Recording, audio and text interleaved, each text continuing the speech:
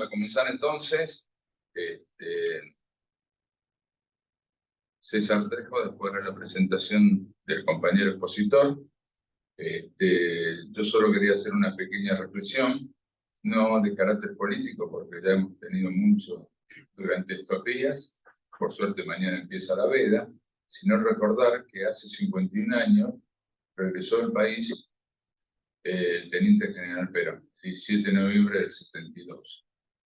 Y recordar de que Perón vino a liberar la nación, que sus últimos años de vida lo dedicó a esa tarea, como lo había dedicado los 30 años anteriores. Pero específicamente él nos planteó eso: vengo a liberar la patria de todo tipo de dominador particular. Y dejó un legado, que fue el modelo argentino del proyecto nacional, olvidado en esta y todas las campañas políticas que tuvimos del 83 en adelante. Más allá del resultado electoral, creo que queda una tarea que el día lunes hay que retomar, que es hacerse cargo de ese legado. Bueno, esto es a modo de introducción, y ahora sí, César, presentanos al compañero que va a exponer.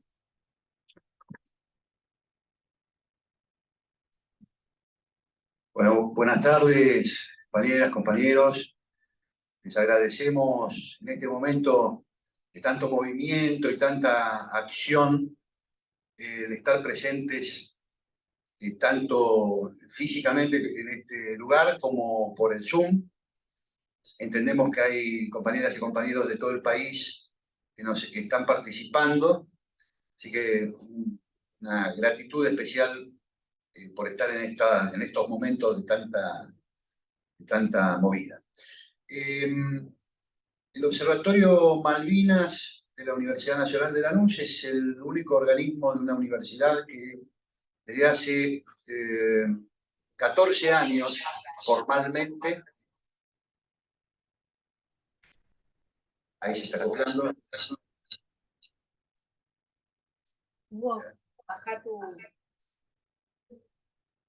Desde hace 14 años formalmente, pero desde mucho más tiempo vienen trabajando para producir investigación, docencia y cooperación sobre la causa de Malvinas y del Atlántico Sur. Tuvimos la fortuna de contar con un director, que fue Julio Cardoso, un gran artista, un poeta con distintos lenguajes, que desde la dramaturgia, desde el cine, desde otras múltiples formas, desarrolló contenidos para defender la causa de Malvinas. Y entre el equipo que se constituyó está el compañero Ernesto Dufour, que es licenciado en Geografía, de un pasado también actoral. Eso no tenía que decirlo, dice Ernesto. Parece su pasado oculto, digamos, sus actividades ocultas de juventud. Pero bueno, y ahora voy a ser influencer. El lunes voy a decir me hago influencer. Bueno, Dufour ha desarrollado, junto con un equipo de la Universidad Nacional de Lanús, distintos estudios tendientes a revalorizar el espacio territorial que está en disputa, a ponerlo, a pensarlo, a reflexionarlo. Bueno, la clase de hoy está dirigido a eso, ¿no? A repensar el espacio, destruir las bases conceptuales de la desmalvinización, que desterritorializó el espacio en disputa, lo redujo a unas islitas llenas de piedra. Bueno, él, desde la nueva concepción de la geografía, nos va a dar la perspectiva actual sobre ese territorio que está en disputa, y sobre lo vamos a disfrutar, digamos, este nuevo espacio existencial, que no es solamente un espacio físico, sino que es un espacio también espiritual del pueblo argentino. Así que bueno, Ernesto, gracias por estar hoy acá, en este ciclo de formación sindical Malvinas, causa inclaudicable del pueblo argentino. Gracias, César. Bueno, gracias Hugo, gracias a todos los compañeros de AIFIP. Tengo el inmenso gusto de estar acá en su casa y reencontrarme con un gran compañero y amigo de otras épocas, Emiliano Banes. Así que un placer enorme. Bueno, efectivamente, por mi condición de geógrafo, formado en la Universidad Nacional de Buenos Aires, no, perdón, la Universidad de Buenos Aires, se nos cuenta que la UBA es la única universidad nacional que no incluye la palabra nacional, excepto por un breve periodo de tiempo de Perón, obviamente. Por mi condición de geógrafo formado en la UBA, obviamente recibí mi formación con las categorías propias del racionalismo abstracto occidental, que cuando piensa Malvinas lo hace de una profunda desmalvinización. Entonces fue, luego de recibirme, de trabajar en distintos ámbitos de la política, de la educación, de la cultura, me fue forjando, digamos, gracias Hugo, en la necesidad de reformular, problematizar, como dice en la academia, esa formación para pensar en nuestro espacio, no cualquier espacio en general, sino en nuestro espacio, revisitarlo, también se dice en la academia, nosotros debemos llamarlo revisionarlo, ¿no? Y para ello recurrí, por un lado, sí, a las herramientas de la geografía contemporánea, ¿no? Tan distinta a aquella vieja geografía que todos los que tenemos más de 40 años hemos padecido en la escuela, ¿no? Esta cosa de pensar el espacio como un mero receptáculo físico, donde apenas se montan procesos definidos en otras esferas, ¿no? Esta cosa de memorizar capitales de río, perdón, nombres de capitales o nombres de río, ¿no? Esta cosa tan pavota desde el punto de vista intelectual. Bueno, la geografía contemporánea enriquece y mucho esa mirada, pero paradójicamente cuando la academia, la geografía académica, en la cual yo me formé, piensa Malvinas y el Atlántico Sur, pareciera ratificar esos viejos preceptos. Entonces, por un lado recurre a las herramientas de la geografía contemporánea, pero también al pensamiento de nuestros pensadores, justamente, a las ideas de nuestros pensadores, de nuestra matriz, del pensamiento nacional norteamericano en su amplia diversidad, principalmente en la obra de Arturo Jauretche, ¿no? Todos recordaremos el manual de sonceras argentinas, las sonceras sobre el espacio, ¿no?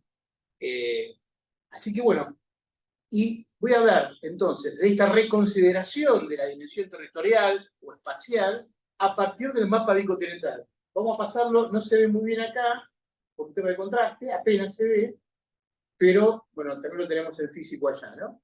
Claro. Nosotros en el observatorio, cuando abordamos sistemáticamente la cuestión y la causa Malvinas como un principio de método, como punto de partida, lo que hay que hacer primero, ¿qué es? Es superar 3 obstáculos epistemológicos provenientes del pensamiento de la desmalvinización. ¿Qué es la desmalvinización? Este discurso que todos hemos escuchado hasta el hartazgo, de que el conflicto de 1982 tuvo que ver únicamente con los delirios de un general borracho que tomó whisky de mar, mandó a los pibes al matadero con el solo propósito de perpetuarse en el poder.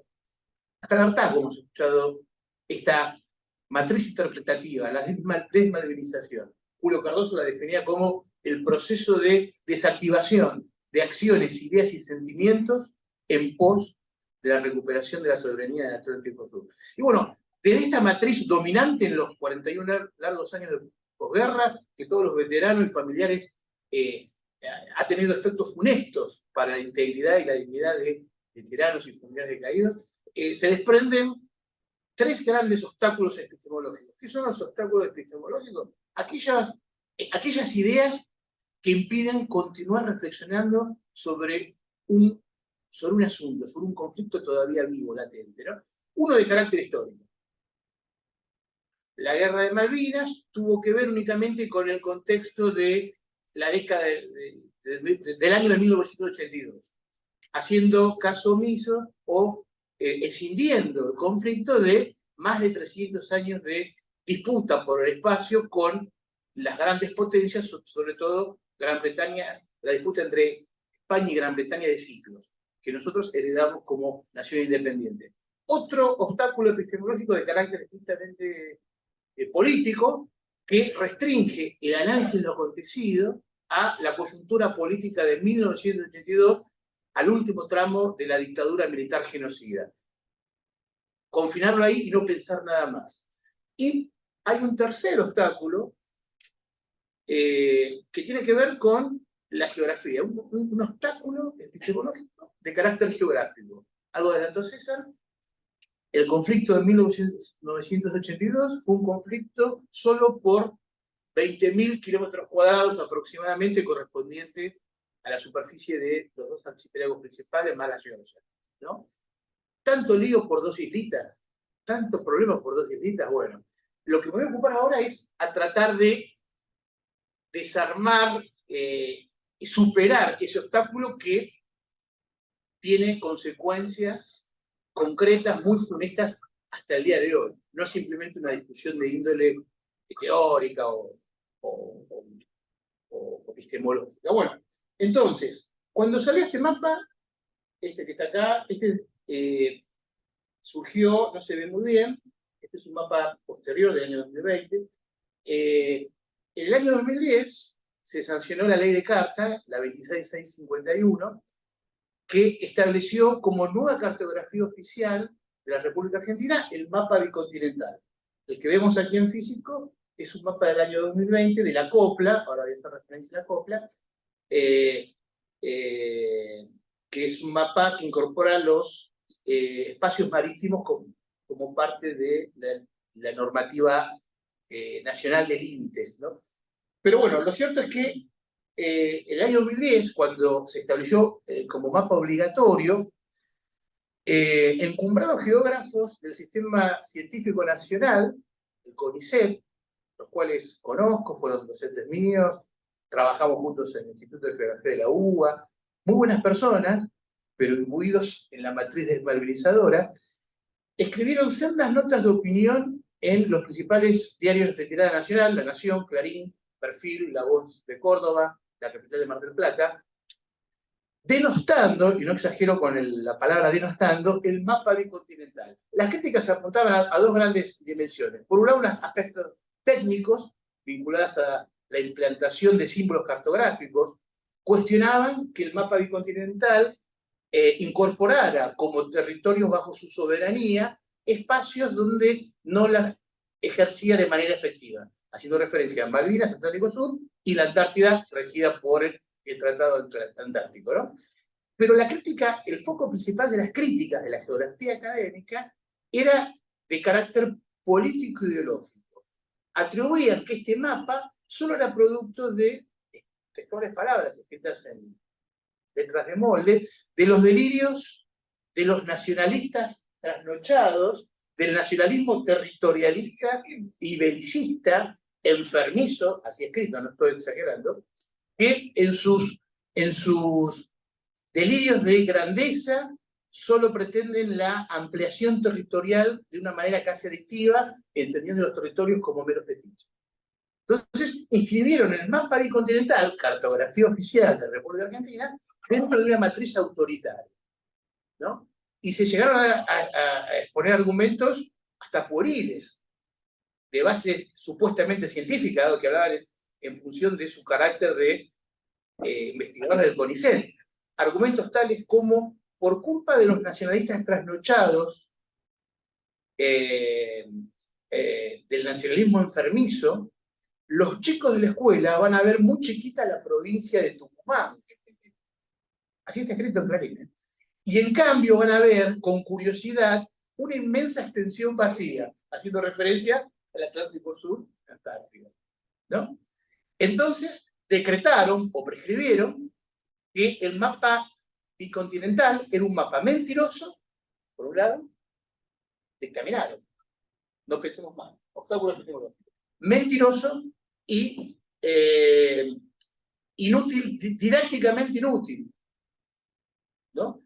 Claro, esto que podría ser una discusión teórica acerca del estatuto epistémico de la cartografía, en realidad tuvo efectos concretos funestos, dado que calaron muy hondo estos argumentos en los ámbitos de profesores de geografía, que son los agentes primarios de la incorporación del mapa bicontinental en las aulas, como prescribía la ley. Y tendieron a replicar estos mismos argumentos de base supuestamente científica, ¿no? Y por tanto, hasta el día de hoy, incluso, por suerte desde el año pasado, hubo un cambio de tendencia importante en la reconsideración y utilización del mapa bicontinental, sobre todo en el ámbito educativo, ¿no? Tuvo efectos funestos en este sentido. Bueno, entonces, varias cosas. Por un lado, como dije antes, la geografía académica, digamos, y la geografía escolar también, dado que actualmente nos enseña la vieja geografía, ¿no? Del espacio como cosa, sino que se enriqueció mucho, marcos teóricos, metodológicos, pero cuando habla de Malvinas, ratifica los viejos preceptos de la geografía tradicional que buscan apartarse, en teoría, sus mayores referentes, ¿no? Pero bueno, pero sabemos que el espacio no es una cosa, porque si el espacio fuera una cosa, solo reducido a su dimensión física, concreta, tangible, los espacios, por tanto, serían plausibles ¿de qué? De comprar, vender, partir, usurpar, propio de un pensar imperial, que durante siglos ha hecho lo propio con los territorios, como prendas de cambio en las disputas dinásticas, ¿no? Dentro también de una diplomacia de las cañoneras, ¿no? Pero sabemos que los espacios no son cosas. Los espacios no solo se pueden apropiar materialmente, sino también simbólicamente, en la medida que tienen que ver con los espacios, lugares y territorios estimulan ideas y sentimientos, ¿no? Y también identitariamente, en la medida que los espacios tienen que ver con nuestra estructura íntima, digamos, y sentidos de pertenencia, ¿no? Vamos a pasar, por favor, una diapositiva. Bueno, recién se mencionan nuestros pensadores, ¿no? Claro, el espacio no es una cosa, es mucho más. Y nuestros pensadores lo sabían. Acá tenemos algunos de ellos: Jauretche, don Alberto Metol Ferré, Manuel Ugarte, Rodolfo Kusch, Amelia Podetti, ¿no? Pero me voy a centrar en la figura de Arturo Jauretche y sus onceras sobre el espacio. En principio, una consideración acerca de el revisionismo histórico, ¿no? Jauretche revisa la historiografía liberal, ¿no? Y habla de revisionismo histórico, como historia falsificada, ¿no? Y las onceras sobre la historia como las falacias sin sentido, ¿no? Es decir, identifica los posicionamientos de poder ideológico, los intereses que operan a través y a partir del discurso historiográfico, ¿no? Ahora bien, partiendo del revisionismo histórico, ¿no? Si tiempo y espacio no pueden separarse, uno los separa a los efectos didácticos, ¿no? La historia estudia el pasado, el tiempo, digamos, y la geografía el espacio. Pero en realidad está todo junto, no lo podemos escindir. Todo presente es ante todo una presencia. Son dos carillas de una misma hoja que se convocan mutuamente. No lo podemos dividir. Entonces, si tiempo y espacio están imbricados, ergo, si existe un revisionismo histórico, existe también un revisionismo geográfico. Los pensadores no lo llamaron con esos términos, pero está implícito en la obra de los que acabamos de citar y muchos otros también, ¿no? Entonces, claro, pasamos, por favor, ¿no? Las onceras sobre el espacio. Fíjense, decía don Arturo, el mal que aqueja a la Argentina es la extensión. Lo que conviene a Buenos Aires es replegarse sobre sí mismo, ¿no? La Argentina, el conflicto entre el proyecto de patria grande y patria chica. ¿Quiénes llevaron desde mitad del siglo XIX en adelante? ¿Quiénes encarnaron el proyecto de patria chica? Bueno, las oligarquías portuarias y terratenientes que construyeron un país, como dice el Colorado Ramos, a partir de su área de gravitación, de su hinterland, es decir, a partir de la pampa húmeda, de donde extraían los bienes que exportaban al mercado internacional, controlado y dominado por Inglaterra, ¿no? Pasamos, por favor. Entonces, claro, como decía César también al inicio, el espacio no es una cosa, ¿no? El espacio puede devenir también en espacios existenciales. Y cuando hablamos de Malvinas, nosotros argentinos y también en tanto latinoamericanos, dado la fuerte identificación de los pueblos latinoamericanos en el año 1982, y agregaría también la identificación de todos los pueblos del mundo que padecieron y padecen el colonialismo en todas sus formas, caso Bangladesh, en el Mundial, por ejemplo, ¿no? Bueno, sabemos que los espacios no son solo una cosa. Cuando nosotros hablamos de Malvinas, se nos mueven las capas tectónicas de nuestro fuero íntimo, digamos. No hay localidad, barrio, ciudad, por chico o grande que sea, cuente entre sus habitantes o no con veteranos o caídos, que no haya referencias a Malvinas, ¿no? Nosotros tenemos un proyecto en el observatorio, Muro de la Memoria Malvinera, donde identificamos y georreferenciamos la constelación de marcas territoriales como ofrendas del pueblo argentino hacia la causa Malvina, los caídos y los veteranos, ¿no? En distintos soportes, desde banderas en recitales, trapos en las canchas de fútbol, tatuajes, calcomanías, altares populares, nombres de calles, de plaza, bautismo de salones mutuales, sindicales, etc., ¿no? Todos hemos cantado el año pasado a corazón abierto, en Argentina nací, tierra de Diego y Lionel, de los pibes de Malvinas que jamás olvidaré. Entonces, claro, ese fenomenal caudal de afectos, sentimientos, sentidos profundos, existenciales, podemos pensar, también construyen los espacios, en la medida que promueven u obstaculizan acciones u omisiones a partir y a través del espacio, ¿no? Y Malvinas es un ejemplo elocuente. Y al mismo tiempo, las relaciones de poder también tienen que ver con la configuración y estructuración de los espacios, ¿no? Por eso los teóricos hablan que el espacio es en sí mismo agencia política identitaria, o locus, es decir, foco de disputas de poder, no por razones solo ideológicas o intereses económicos, sino el espacio en sí mismo es objeto de disputa de poder, ¿no? Por eso Marcelo Gullo habla que Malvinas es la parte visible de un sistema de dominación invisible, ¿no? Pasamos, por favor.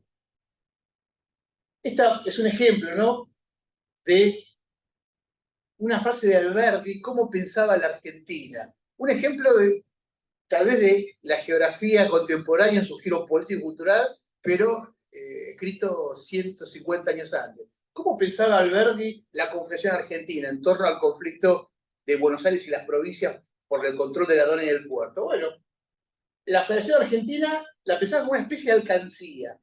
No es una cuestión de política o ideológica. Es como si fuese una alcancía. El problema es quién, todas las provincias ponen en esa alcancía, pero solo una tiene la llave en provecho propio, ¿no? Entonces, bueno, es un buen ejemplo de cómo está implicada la dimensión del poder en cómo se van estructurando los espacios. El conflicto histórico, un drama que todavía es vigente de la configuración de lo que es la Argentina, tiene que ver con el conflicto entre Buenos Aires y las provincias, en torno a un conflicto político del control de recursos, de la caja, diríamos hoy, de la aduana del puerto, ¿no? ¿Puede ser otra? Bueno, esto no se ve, es una definición que trata de enriquecer el concepto tradicional de espacio geográfico. En vez de hablar de espacio geográfico, esta definición, que no importa, no se ve, la voy a parafrasear, podemos entenderlo como formación territorial. ¿Qué es la formación territorial? Es la instancia material resultante de las luchas de poder por parte de sujetos históricos concretos, dotados cada uno de intereses, necesidades y cosmovisiones, ¿no?, que bregan tanto por mantener el status quo, en el caso de Malvinas y Atlántico Sur, mantener la usurpación británica, o bien que bregan por su transformación, ¿no?, porque queremos recuperar la soberanía en nuestro territorio, plena, la soberanía plena.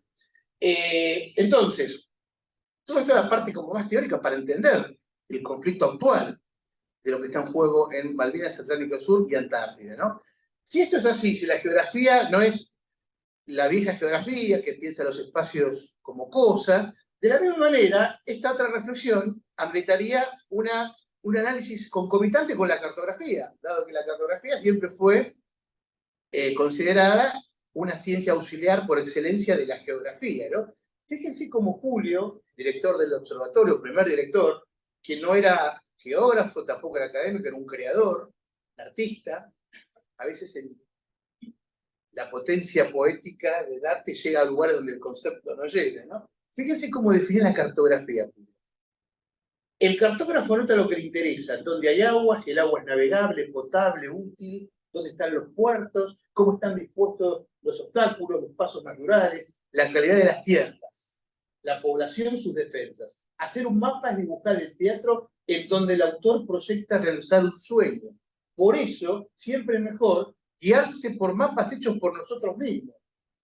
Porque si el mapa que seguís no es el tuyo, es posible que, sin darte cuenta, termines trabajando para el sueño de los otros. La buena, ¿no? Es brillante. El arte llega a lugares donde el concepto no llega, no hay duda. Entonces, si esto es así, claro, porque la cartografía, lejos de lo que nos enseñaron en la escuela, no es una herramienta mimética, que representa miméticamente la realidad. Siempre nos enseñaron eso. Eso es un imposible. No podés representar miméticamente la realidad, la cosa. Justamente hay una mediación, una representación, y por tanto hay una intervención intelectual, estética, de intereses ideológicos o materiales, etc., ¿no? La cartografía, en tanto artefacto simbólico, es vehículo de determinaciones políticas y culturales más amplias. No se puede representar la realidad. Así como el espacio no es una cosa, la cartografía no representa la realidad, sino que representa en todo caso la realidad deseada, a donde queremos llegar, conforme a los intereses, necesidades y cosmovisiones del sujeto productor del mapa, es decir, del cartógrafo, no como individuo, sino como expresión de un grupo de poder, es decir, de los intereses de quien le paga el mapa, ¿no? para decirlo, creo yo. Entonces, bueno, si esto es así, vamos a ver si se puede ver, porque ya un poco de ilusión. Podemos ver a través de la cartografía distintos proyectos de país, dado que no hay proyecto de poder, sino un proyecto territorial y viceversa, ¿no? Por tanto, no podría haber un proyecto de justicia social sin justicia espacial, dado que hay una implicación ontológica absoluta, tiempo, espacio, poder, ¿no? Entonces, bueno, uno podría determinar distintos proyectos territoriales, ergo de poder, a través de estas imágenes, en apariencia neutras o asépticas, inocuas, ¿no? De los mapitas, ¿no? De la cual tenemos la mapoteca, y la mapoteca era algo simpático, porque había mapitas lindos, ¿no? Entonces, bueno, no se ve mucho, voy a decirlo. Este es un mapa, y vamos a tener especial hincapié en cómo se incorpora Patagonia, Malvinas y Atlántico Sur en esta configuración territorial o formación territorial. Este es un mapa del año 1830 hecho por un norteamericano. Fíjense, no se ve muy bien, yo les cuento. ¿Qué podemos ver? Bueno, por un lado podemos ver la fragmentación propia de la década de 1830. Todavía no había una autoridad federal por encima de los poderes provinciales, ¿no? Pero lo curioso es que Patagonia parece como si fuese una entidad aparte. Y Malvinas ya aparece como dominio británico aún antes de 1833. ¿No? ¿Y por qué uno se piensa? Bueno, no tira del piolín. La cartografía es como la punta del iceberg. Para entender la punta del iceberg hay que bucear fondo del iceberg, que son las determinaciones de poder y culturales más amplias, ¿no? Los intereses, las intenciones que están operando y que generan esa imagen en apariencia inocente. Y bueno, uno tira el piolín y ¿qué ve? Bueno, uno ve que en el Atlántico Sur, hacia la década de 1830, había fortísimos intereses de flotas balleneras y foqueras de distintas partes del mundo. El Atlántico Sur era un epicentro de una economía transnacional en 1830, con base en los intereses de la actividad ballenera. El aceite de ballena era como el petróleo de hoy en día.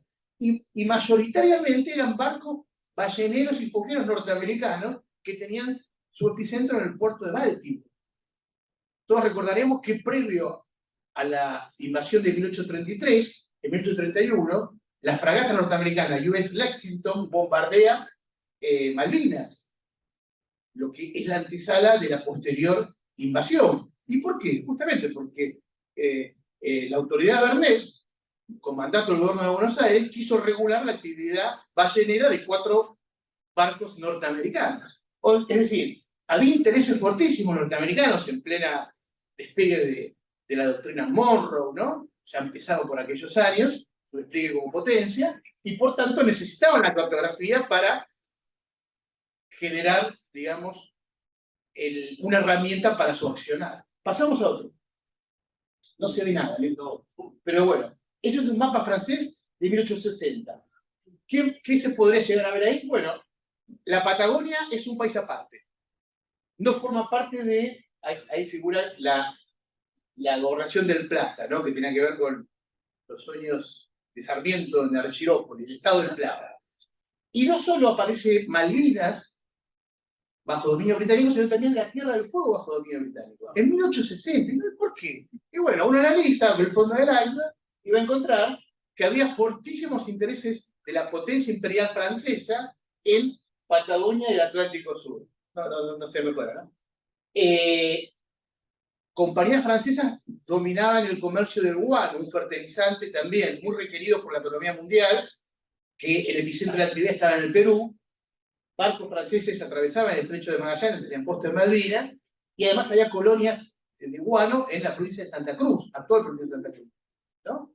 Había intereses imperialistas franceses. Todos recordarán, o los que tenemos algunos años, la película de Rey, esa película de Sorin en los 80 que contaba la historia de Aurélie Antoine de Touraine, que lo presenta como un aventurero anarco, ahora que está de moda la palabra anarco, romántico francés, que se autoeligió rey de la Patagonia, de la Araucaria, qué sé yo. Y si uno analiza la biografía de este muchacho, va a encontrar que, lejos de ser un romántico anarco-aventurero, era un alto funcionario del Estado francés, que en sus 3 campañas fueron financiadas por colectas realizadas por las compañías francesas que tenían fortísimos intereses, ¿no?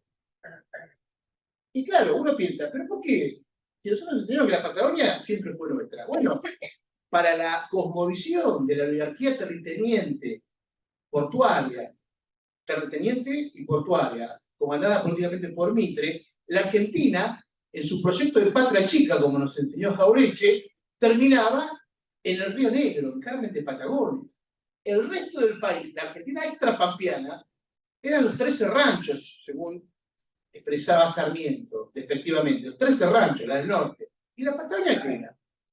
Tenía un estatus ambiguo. En algunos mapas argentinos aparecía como parte del partido de Carmen de Patagones, considerada mucho tiempo la capital de la Patagonia, en otros como parte de la Confederación y en otros como terra nullius.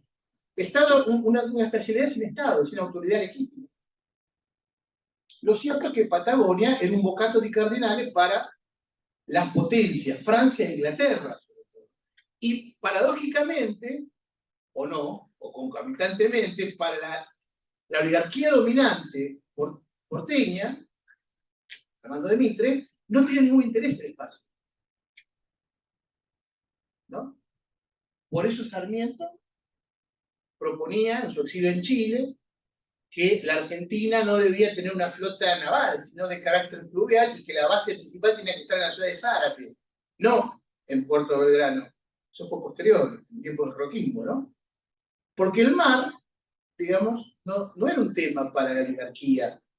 Curioso, ¿no? Porque el principal sustento de la oligarquía era el comercio a través de los mares, a través del barco. Pero el mar entonces era investido o apropiado para este sector, en función de sus necesidades, intereses y cosmovisiones, como un mero soporte para el comercio, y en todo caso era un asunto que la tutela británica debía resolver. Por eso, nosotros como argentinos nos formamos con este histórico imaginario geográfico de espaldas al mar, ¿no? Somos el país de la estancia, del bife y no del calamar y lex, o de la merluza negra, ¿no? ¿Por qué? Porque formaba parte de la cosmovisión de la oligarquía dominante, después de Caseros y Paoli. ¿Pasamos una vez? Bueno, no se ve bien, acá ya tenemos un mapa que se aproxima más a la idea, al sentido de nacionalidad que tenemos de Argentina, que tenemos en nuestros propios imaginarios, que es un mapa de 1914, ¿no? Donde ya está incorporada la Patagonia como parte de nuestro territorio. El mar todavía no tiene un peso visual preponderante. Si uno se acerca, va a ver que hay una representación en escala del Gran Buenos Aires en gestación, a pesar de que ya había presencia argentina en Antártida desde 1904, todavía el mar no tenía un peso visual importante, ¿no? ¿Y cómo se incorpora acá la Patagonia? Bueno, esta idea de la Patagonia como una suerte de anexo o de península que se aleja hacia el fin del mundo. ¿Por qué el fin del mundo y no el principio de todo? Como pensaba Luis Piedrabuena, el San Martín de los Mares. Luis Piedrabuena, en tiempos de Sarmiento y Mitre, estaba obsesionado con que la Argentina tenía que llegar al Cabo de Hornos. Y le llevó al presidente Sarmiento y al presidente Mitre el proyecto de la colonia Tehuelche, la Argentina, en Bahía de San Gregorio, Estrecho de Magallanes, muy cerquita de Punta Arenas. Era un proyecto en conjunto entre Luis Piedrabuena y Casimiro Biguá, que era el líder tehuelche. Por eso se llamaba Colonia Tehuelche en la Argentina, un cacique que se autodenominaba argentino y que quería que el Estado argentino tuviera presencia allí, no como otros capitanicos que eran chilenos que respondían a Punta Arenas, ¿no? Viajaron 3 veces a Buenos Aires Luis Piedrabuena, nacido en Carmen de Patagones, que tenía una factoría en la isla Pavón, en Santa Cruz, con Casimiro Biguá. Se entrevistaron con Sarmiento, con Mitre y con Sarmiento, pidiéndole recursos económicos y una guarnición para hacer valer la soberanía argentina. ¿Cuál fue la respuesta? El mal que aqueja a la Argentina. El mal que aqueja a la Argentina en la extensión. Tal cual, compañero. Esa fue la respuesta, ¿no? Pasamos. Bueno, mapa escolar de 1954, tiempo del peronismo, por decreto 8544, se establece la obligatoriedad de incluir el sector antártico argentino en la cartografía, aunque a otra escala, ¿no? El triangulito que todos conocemos. Pasamos otra. El primer antecedente del mapa bicontinental, año 49, elaborado por Cancillería, Servicio de Información al Exterior. Este mapa cumplía 2 funciones. A escala internacional, es decir, de puertas del territorio argentino hacia afuera. Muy bien, compañero. Está en todo. Por eso es mi conductor, es mi jefe político, está en todo. Impresionante. ¿Qué luz se apagó? ¿Hay una luz acá? Es esa. Ah, Kirchner era aquí, claro. Fíjense. Primer antecedente del mapa bicontinental. Puertas para afuera a escala internacional. Este mapa tenía la función de informarle al resto de los estados nacionales dónde empieza y dónde termina la Argentina. Por eso, los agregados sindicales tenían la misión de llevar el mapa a todas las delegaciones argentinas por el mundo para esta magna tarea. Y puertas para adentro, a escala nacional, para la población, tenía objetivos de conformar la identidad antártica y sureña de un país forjado por la oligarquía de espaldas al mar, ¿no? Este mapa circuló profusamente en los folletines de la década del 40, de geografía escolar, o geografía popular, no había internet, no había redes, ¿no? Era muy masivo, y se empezó a conformar la conciencia territorial antártica y marítima. No se puede defender lo que no se conoce y no se puede defender lo que no se ama. Los mapas oficiales de un país cumplen una función más connotativa que denotativa.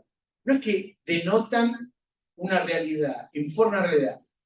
Van forjando una realidad deseada. Y en la medida que es apropiado por la comunidad, se van construyendo los territorios, porque los territorios, la instancia material resultante de los lugares, espacios y territorios, es lo que los pueblos hacen o dejan de hacer con esos territorios. Por acción u omisión, ¿no? Esa es la importancia. Y bueno, y tiene que ver con el proyecto del peronismo, proyecto territorial, ergo, proyecto de país, proyecto nacional, de incorporar la Patagonia y la Antártida como parte sustancial del proyecto con base en la justicia social, ¿no? Y la autonomía y la soberanía. El peronismo desarrolló como política de Estado las políticas del asunto magno. La defensa de la soberanía en Malvinas, Atlántico Sur y la Antártida formaban parte del asunto magno. Ese asunto magno, que llevó adelante una serie de políticas en distintos campos, ¿no? Se creó el Instituto Antártico Argentino, que establecieron como permanentes las campañas antárticas, no de manera esporádica como era antes.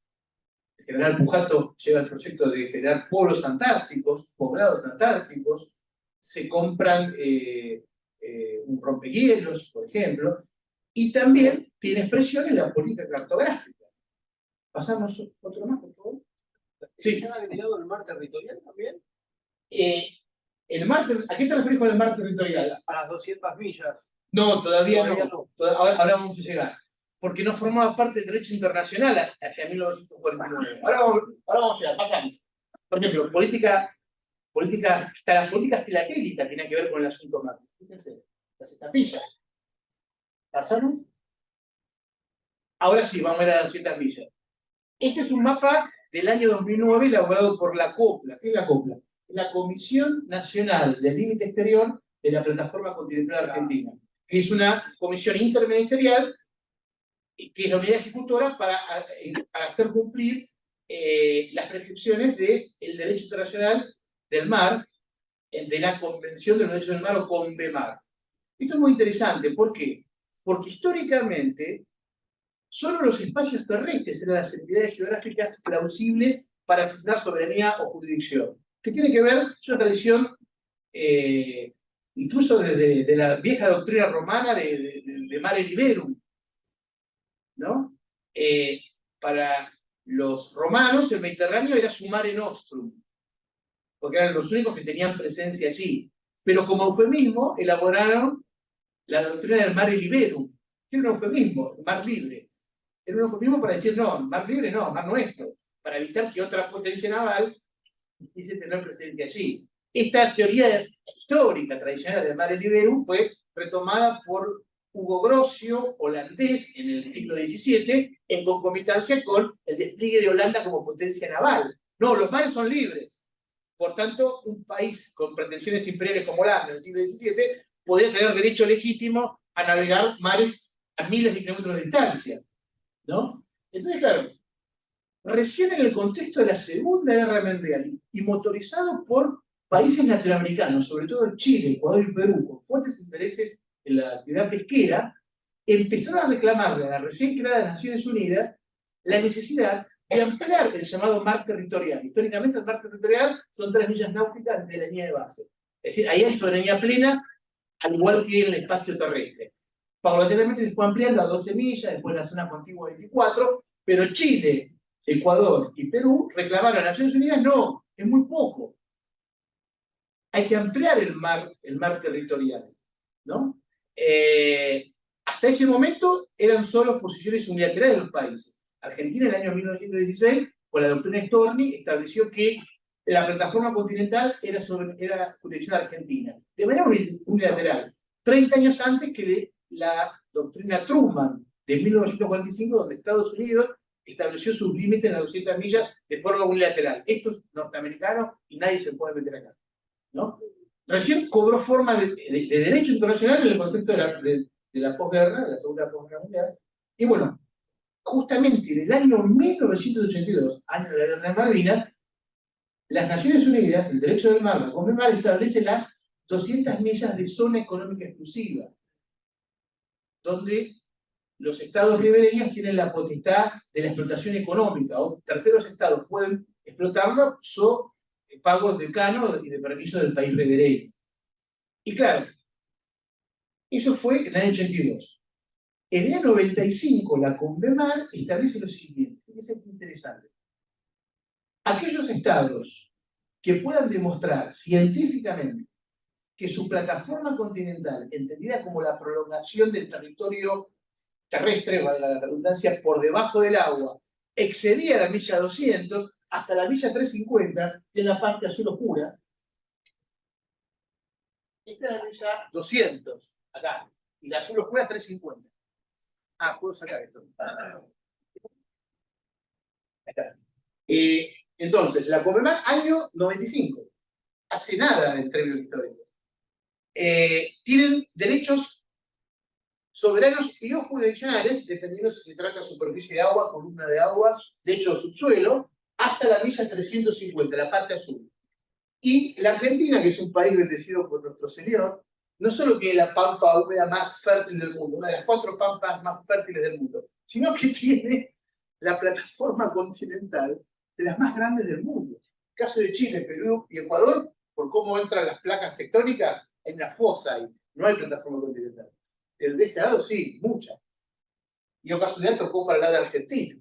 Entonces, bueno, se forma la comisión, la COPLA, único caso de política de Estado, casi uno de los pocos que se mantuvo, a pesar de los cambios de signo ideológico de los gobiernos y demás, hizo el trabajo, porque la Argentina tiene capacidades científicas muy fuertes. No cualquier país puede demostrar científicamente que la plataforma llega hasta acá y no hasta acá, ¿no? Hay que demostrarlo con instrumental, y la Argentina lo tiene mucho. Hizo una presentación el 21 de abril de 2009 ante la COPLA, ante la Conmemar, se armó una comisión, se aprobó la presentación argentina, y se fue considerado un líder en cáncer, un caso testigo de cómo deben hacer los países rebeldes. La Argentina lo hizo muy prontamente, y lo avaló técnicamente. Es un organismo que no se pide por cuestiones de soberanía. Lo avaló técnicamente en las áreas que no están bajo disputa. Un trabajo bien hecho, ¿no? Y por tanto, pasamos, por favor. La superficie argentina, acá vemos en 3D, bueno, no se ve mucho, en 3D, la plataforma es como un zócalo, ¿no? Es como una pelota de cuero con los gajos. Bueno, pasamos. Por acá no se ve bien. Conforme al derecho internacional, la superficie argentina, lejos de los 2.700.000 kilómetros cuadrados que nos enseñaron en la escuela, más los 965.000 del triángulo del sector antártico, lejos de eso, la superficie total argentina, bajo soberanía y o jurisdicción, alcanza la friolera de 10.343.651.000 kilómetros cuadrados, dato de COPLA. Si uno piensa que el país más grande del mundo, la Federación Rusa, tiene 17 millones de kilómetros cuadrados, nos damos una idea de la magnitud de lo que está en juego. De los cuales 1/3 están ocupados o pretendidos por la potencia imperial de Gran Bretaña, inscrita en el dispositivo de seguridad de la OTAN. ¿Ya? ¿Pasamos? Y claro, ¿qué nos permite ver el mapa bicontinental? Que en el año 2020, en la ley 27.757, se le incorporan estos límites marítimos como parte del cuerpo legal nacional. Por ley, la Argentina llega hasta donde dice, hasta donde validó la Conmemar, ¿no? Y bueno, ¿qué nos permite ver el mapa bicontinental? Y tal vez nos da pistas de las razones profundas por las cuales fue denostado por la geografía académica y el pensamiento desmalvinizador. Porque nos permite ver los factores geoestratégicos, las causas reales por las cuales Gran Bretaña en 1932 movilizó la flota de guerra más grande de la Segunda Guerra Mundial, y por qué hoy en la actualidad en Malvinas no hay una base militar. Hay un complejo de bases militares, Mount Pleasant Complex, que incluye una base aérea, base de comunicaciones, base misilística, base naval, de las más grandes de toda América Latina. No hay otra base en América Latina militar que tenga la misma capacidad de fuego que tiene Mount Pleasant Complex, Monte Agradable, ¿no? Explica las razones por las cuales existe eso ahí. No es porque sí, ¿no? Y bueno, básicamente, la posición de Malvinas permite contar con un punto de acceso, control y monitoreo de los 3 pasajes bioceánicos. No solo el estrecho de Magallanes, sino también Cabo de Hornos y Mar de las Hoces, o pasaje Drake, según los británicos. Por otra parte, disponer de Malvinas te permite tener una base operativa para la explotación de recursos hidrocarburíferos, histícolas, de minería submarina, nódulos polimetálicos, y también permite contar con una puerta de entrada a la Antártida, que es algo esencial de cara al escenario post-tratado antártico hacia el 2048, o incluso antes. Ahora vamos a ver. ¿Pasamos? Bueno, no se ve mucho. Más o menos. El factor número 1, control de los pasajes bioceánicos. ¿Por qué es tan importante controlar un pasaje bioceánico? Bueno, para el proyecto territorial, ergo de poder de la potencia marítima de Gran Bretaña desde finales del siglo XVIII en adelante, era esencial tener control de los pasos bioceánicos porque su proyecto de poder se sustentaba en el famoso libre comercio. ¿Se acuerdan que en la primaria nos enseñaron? El libre comercio era un dechado de virtudes frente al oscurantismo, del monopolio español. Bueno, en realidad era parte del poder blando británico de aquella época y su necesidad de que no haya trabas para colocar las manufacturas de su revolución industrial y para obtener las materias primas que necesitaba su revolución industrial. Y para ello se dio cuenta que no hacía falta conquistar o dominar países o territorios enteros, sino algunos puntos clave de ese territorio, que son los pasajes bioceánicos que garantizan el flujo de mercancías y materias primas. Por eso, para el pensar imperial británico, el poder tarasocrático con base en el mar, el control de los pasajes bioceánicos es un casus belli, es motivo de la guerra.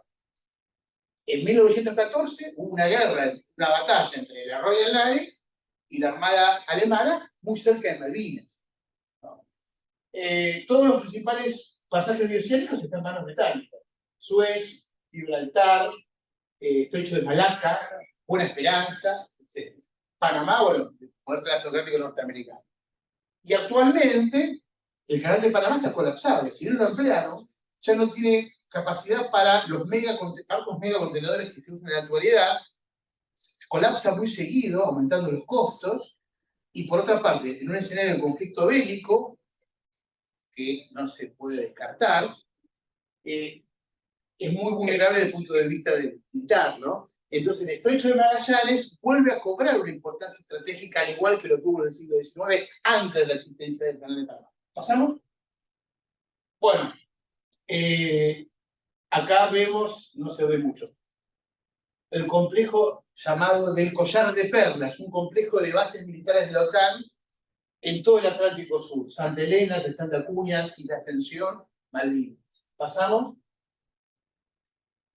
No sé si se alcanza a ver, esto es interesante. Respecto al factor geoestratégico 2, la explotación de recursos. Fíjense esta imagen satelital nocturna del Atlántico Sur. Esta luminosidad que se ve en el mar es la famosa milla 201, donde las flotas internacionales de pesca, con o sin permiso del ilegítimo gobierno de las islas, depredan los recursos argentinos. Y fíjense la magnitud de la depredación dado la luminosidad de la milla 201. Compárenla con el Gran Buenos Aires, el AMBA. 14 millones de habitantes, casi la misma luminosidad. ¿No? Se pesca de noche uno de los productos que más valor tiene en el mercado internacional, que es el calamar argentino, el Minex. Los barcos poteros, así se llaman, ponen reflectores en el mar, el pobre calamar va contento, curioso, trabaja. Bueno, hay ciudades flotantes en barcos poteros.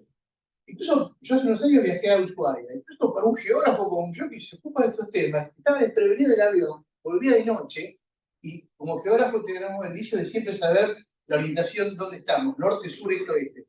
Yo miraba al este y veía una ciudad flotante. Y yo pensaba, no puede ser.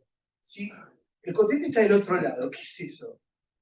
Aún siendo geógrafo y ocupándome del tema marítimo, dije, claro, son ciudades flotantes, son tremendas.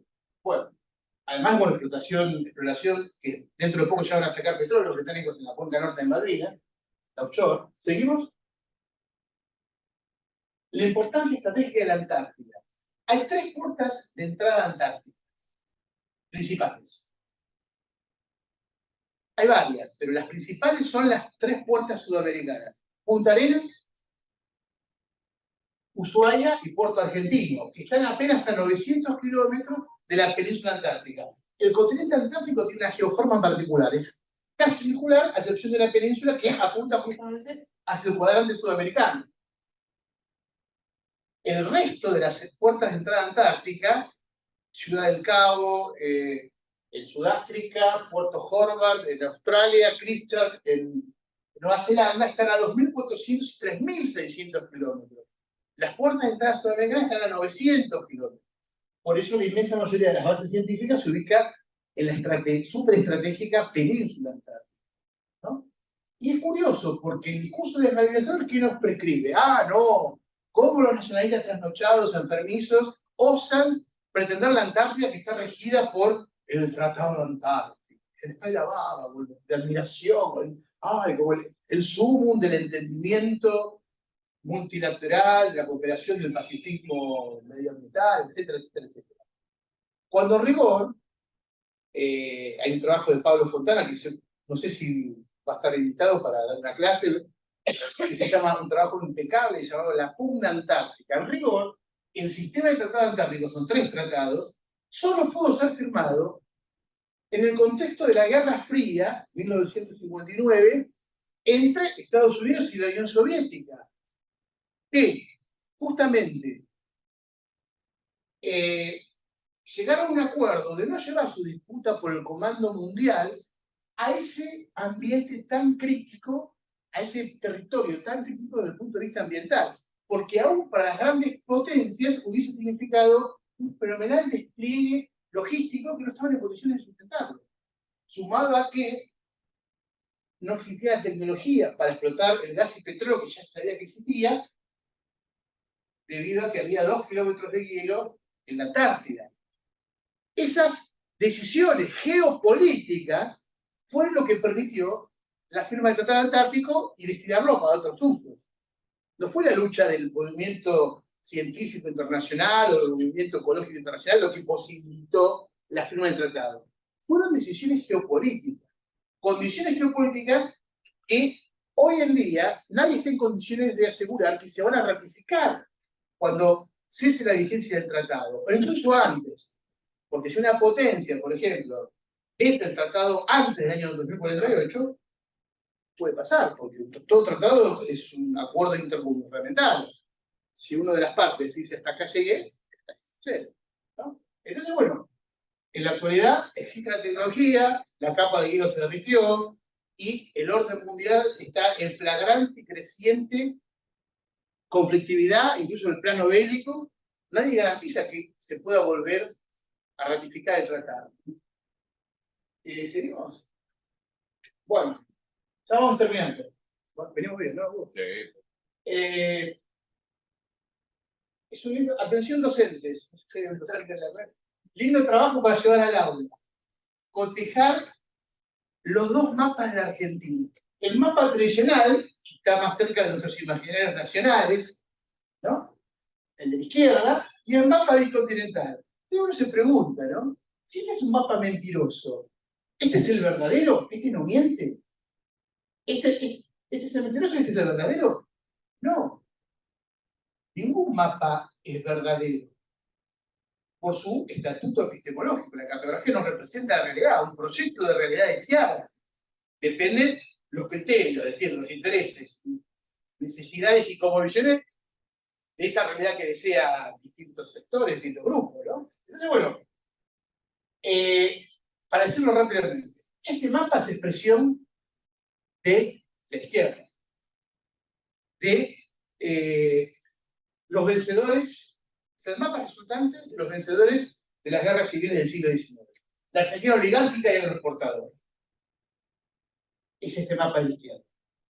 Fíjense, el centro del mapa es la provincia de Buenos Aires. Para la semiología cartográfica es muy importante el centro del mapa porque tiene un peso visual mayor y a partir del centro son mecanismos inconscientes. El lector o el usuario organiza su mirada sobre el resto de los elementos. En cambio, en el mapa bicontinental, el centro del mapa ya no es más la provincia de Buenos Aires o la de Córdoba. ¿Vieron que los portugueses siempre les gusta asumirse como el centro del país? ¿No? El cordobesismo, que lo dicen. El centro del mapa es Tierra del Fuego y Malvinas, justamente el epicentro del principal conflicto internacional que nos atraviesa y la acera, ¿no?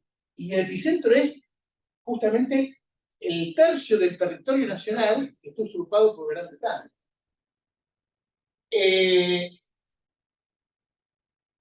Pasamos. Acá no se ve muy bien, pero bueno. Este lo tomé de un trabajo de César Augusto Lorena, que creo que también va a estar invitado a este curso, que investiga la cuestión de las relaciones de poder y los intereses imperiales a través de la actividad pesquera, ¿no? Fíjense, hasta 1982 el conflicto con Gran Bretaña era por 20.000 kilómetros cuadrados, más o menos, correspondiente a la superficie de los principales archipiélagos y un mar territorial de 3 millas. Desde el año 82 en adelante, en la larga posguerra, de manera unilateral, como suelen comportarse los imperios, fueron ampliando, de facto, de hecho, la superficie usurpada hasta llegar a la actualidad a 3 millones de kilómetros cuadrados, considerando también la Antártida que la pretende, ¿no? Y esto sin que se generara mayor revuelo en la opinión pública argentina. ¿Por qué? Por la falta de conciencia territorial y sentido de pertenencia territorial en torno a los espacios marítimos y antárticos. Resulta ser que no solo somos el país de la estancia y de la pampa, no solo somos un país agrícola ganadero, también somos un país marítimo y antártico, también minero. Siempre hablamos que Chile es un país minero. ¿No? ¿Por qué? Si la cordillera está de los dos lados, que solo del otro lado, que están los minerales, y acá no. ¿Se dan cuenta cómo las cosmovisiones, los imaginarios geográficos y los sentidos de pertenencia territorial también construyen de hecho los territorios? Si uno tiene esa imagen internalizada, va a actuar en consecuencia, o va a dejar de actuar en consecuencia. Y esto pasa en el Atlántico Sur, que es el conflicto que está vigente hoy día, y de manera creciente, ¿no?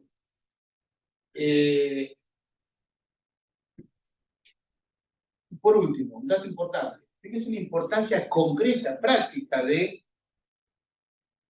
lo que venimos hablando, ¿no? La dimensión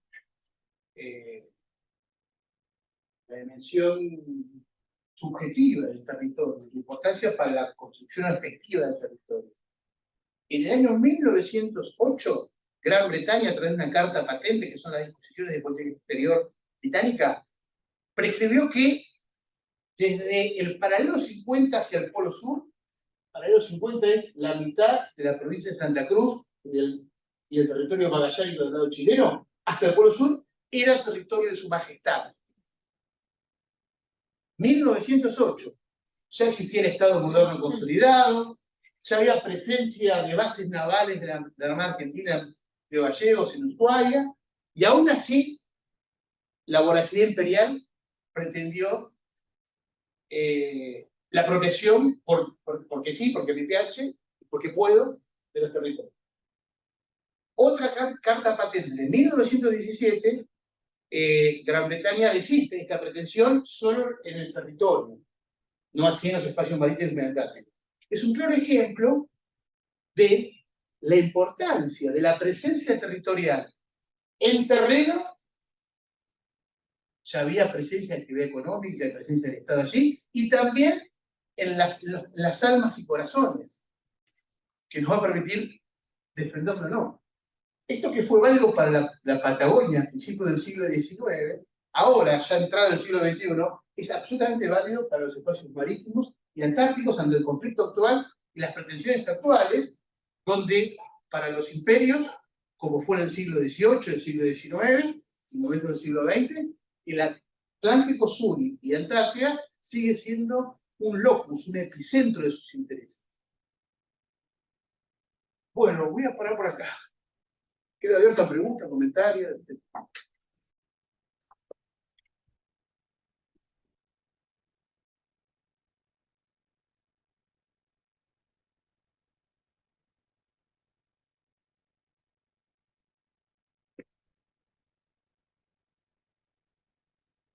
¿Cuál es la capital de Letonia? Vos. Primero. Sí. No estudiaste. Plaza. Primera pregunta. ¿Cómo puede ser que nuestra madre patria, que por supuesto no es lo que era, pero teniendo usurpado su territorio en un pase o en un paso transatlántico que es Gibraltar, sean los principales depredadores de nuestra riqueza hícola del mar argentino? Bueno, para los dueños de las compañías españolas asociadas en Joint Venture con los capitales británicos, es más fuerte el interés de la rentabilidad económica que otras consideraciones de tipo ético o histórica. Y a su vez eso se inserta en un dispositivo de poder y también concomitantemente en una hegemonía cultural respecto de lo que es la Unión Europea, en este caso, y Inglaterra también, que está afuera de la Unión Europea, con relación a las periferias del mundo. ¿Esas compañías son privadas o Son privadas. Cuando venga Lorena va a desarrollar. Son compañías privadas con sucursales y con intereses en capitales en compañías argentinas de pesca también. Están de los dos lados del mostrador. Y epicentro de eso es el puerto de Vigo en Galicia y la rentabilidad termina en Londres, el sistema bancario de Londres. Interesante porque la explotación económica, yo lo veo desde la perspectiva geopolítica, ¿no? La explotación económica refuerza el dispositivo de poder y dominación. Uno de los puntos claves, César seguramente ahora va a mencionar eso, para modificar el status quo de usurpación del Atlántico Sur, es justamente bregar e intentar subir los costos de la ocupación, ¿no? Entonces, bueno, la cuestión económica, haciendo mención incluso al actual escenario electoral y al debate que se generó la semana pasada, el comercio internacional no se rige autónomamente, siempre hay una vocación geopolítica que lo obtura o posibilita, ¿no? Entonces, bueno, así estamos.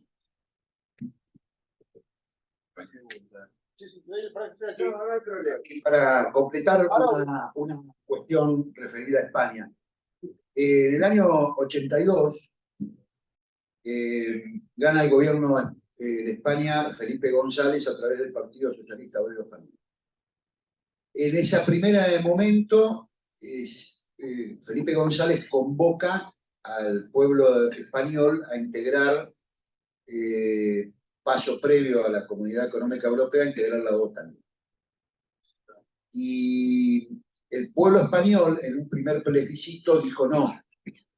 Había una clara conciencia que ingresando a la OTAN se iba a permitir la instalación de bases nucleares norteamericanas apuntando, digamos, a la Unión Soviética. Y el pueblo español primero dijo que no. Por un gambito y una habilidad política, terminó, creo que en el año 84, volviendo y se ratifica lo que el pueblo español había dicho que no, que es el ingreso de España a la OTAN. Y efectivamente, instalación de bases militares norteamericanas. Y esto permite, a través de eso, que España ingrese a la Comunidad Económica Europea. Y en la década del 90, el rol del Reino de España fue básicamente la representación simulada de supuestas empresas españolas para todo el proceso de apropiación de las empresas públicas privatizadas, que en realidad, por ejemplo, el caso paradigmático, Repsol y YPF. España, la península ibérica, no tiene una gota de petróleo. Entonces, pensar que España, Repsol, tuviera una empresa que pasa a cotizar en Wall Street inmediatamente, tiene que ver con que en realidad detrás de Repsol y YPF está la British Petroleum. Es decir, ¿cuál es el rol que cumple España desde la década del 90 en adelante? Es la representante de las relaciones institucionales del capital anglo-norteamericano en América Latina para la apropiación de las riquezas y el saqueo de los recursos, de los bienes naturales de, fundamentalmente, la Argentina. A ver una cosa, César, complementado a lo que dice César. Concomitantemente con eso, con ese objetivo estratégico y económico fundamental, el resto de la política se organizó en función de eso. Yo recuerdo en los 90 la famosa reforma curricular del sistema educativo, con base en la reforma educativa española. Se veían los pedagogos españoles. Filmus, ¿no? Fue Filmus. Ah, sí, el representante argentino. Y en el campo de la geografía, ya que la presentación de hoy tiene que ver con eso, también geógrafos españoles, hay un manual muy famoso de Méndez Molinero, se estudió en todos los profesorados de universidades que se estudia geografía, como el nuevo paradigma de lo que debía ser la geografía contemporánea. Y en ese famoso manual de Méndez Molinero, que si un profesor de geografía lo conoce, se expresaba la visión, la cosmovisión, de la burguesía española totalmente inserta en el dispositivo de la OTAN y su entidad subsidiaria, que es la Unión Europea, ¿no? En base a la entronización de las ideas globales, el mundo global, etcétera, que ya no hay nación, no hay Estado, y la conveniencia y la positividad de todo aquello, ¿no? Como el libre comercio de 1810, lo mismo se transformó discursivamente en la globalización. Es concomitante con eso. Entonces, si la idea es la madre patria, mejor ser huérfano. ¿No? O, porque la mamá vendió a sus hijos. Compañero. Sí, quería saber, a partir de lo último que vimos, si el Brexit y la crisis interna de Gran Bretaña, que tiene que desenchufar la heladera a la noche, porque no pueden pagar los costos, tiene correlación con lo que plantea César, aumentar los costos y de la influencia de la imperialista de Gran Bretaña en el Atlántico Sur. El compañero hace la pregunta.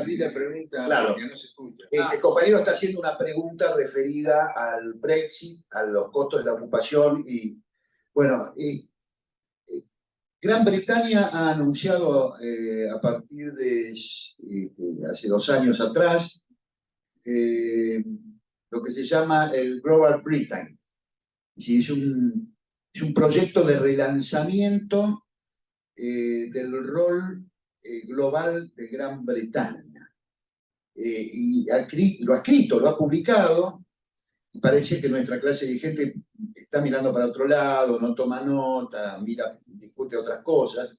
La realidad es que son muy claros los británicos, ¿no? No sé si querés ampliar un poco el nuevo rol global del Reino Unido de Gran Bretaña. Ese libro blanco, el plan de acción, como consecuencia de la salida de la Unión Europea del Brexit, de reposicionarse y recuperar su rol histórico de potencia global, ¿no? Y ahí está claramente explicitado el rol que ocupa la Antártida en ese Global Britain, ¿no? Y efectivamente, hoy como ayer, los costos no es un tema menor, no en términos mercantilistas o contables de planilla Excel, sino en términos estratégicos. Porque, por ejemplo, en el caso de uno de los efectos de la desvalorización y su discurso dominante, fue que nos impidió analizar los factores internos de Gran Bretaña en 1982, que tal vez explican mucho más que los factores internos argentinos el desencadenamiento de las acciones bélicas. Y en el año 82, en pleno ajuste neoliberal de la ídola, la Thatcher, de la ídola, la Mbappé. No quiero perder la línea del tipo que viene a dar una clase académica. Bueno, la Thatcher quería desguazar la Royal Navy en función del dictatum de bajarle los costos, que no lo podía financiar por el déficit, otra palabra de moda. Y los factores de poder, el alto almirantazgo, el complejo militar industrial británico, conocemos el complejo industrial militar norteamericano, y los británicos son el tercero del mundo, luego el de Estados Unidos y el de Rusia, ¿no? La Falkland Island Company, poder monopólico en las islas desde 1852 hasta el día de hoy, virtual gobierno real de las islas, empezaron a hacer un lobby, a operar en contra de esa decisión de desguace de la otrora gloriosa Royal Navy, ¿no? Fíjate cómo los factores vinculados a los costos también inciden, hoy como ayer. Y pasa lo mismo. ¿Quieres ver un poco más? No, está bien. ¿Alguna otra pregunta? O quizá, bueno, no sé si estamos manejando las preguntas el Zoom. del Zoom. Si tienen algún compañero o compañera la posibilidad de efectuar preguntas a través de Zoom, sería bueno poder verlo. Está la compañera revisando. Bueno. Sí, en las próximas clases vamos a tocar algunas de las causas de la guerra, digamos, para desmontar todas aquellas sonceras desmalvinizadoras que han hecho sentido común, que todavía se han cronificado, cristalizado en el sistema educativo, en el sistema de producción simbólica de la Argentina. Vamos a abordar, como dijo, los aspectos de los intereses y de la explotación de los bienes naturales en el Atlántico Sur a través de especialistas. Vamos a ver específicamente todo esto de la Antártida, el desarrollo de la presencia argentina en la Antártida, las pugnas con el Reino Unido de Gran Bretaña. Vamos a ir ahondándolo. Lo que sí agradecemos hoy es la magnífica clase que nos ha dado el compañero Ernesto Dufour, donde ha aclarado perfectamente el concepto del espacio, del territorio, no como una cosa vendible, transable, permutable, alquilable, sino como las múltiples dimensiones que encierran los territorios y cómo implica la causa Malvinas en el corazón, en la mente, en los anhelos, en los sueños de una nación digna, soberana, independiente y emancipada de los argentinos y también del espacio común de la patria grande ibero-indoamericana, ¿no? Así que creo que estamos, don Hugo.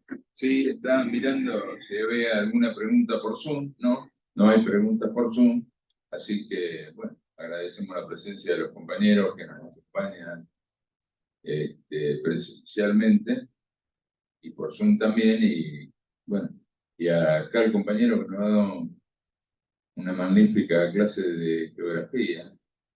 Espero que después tome examen, ¿no? Obvio. Obvio que va a haber. Capitales de países. Vayan todos. Bueno, Cantidad de muchísimas kilómetros gracias. cuadrados. Bueno, mira,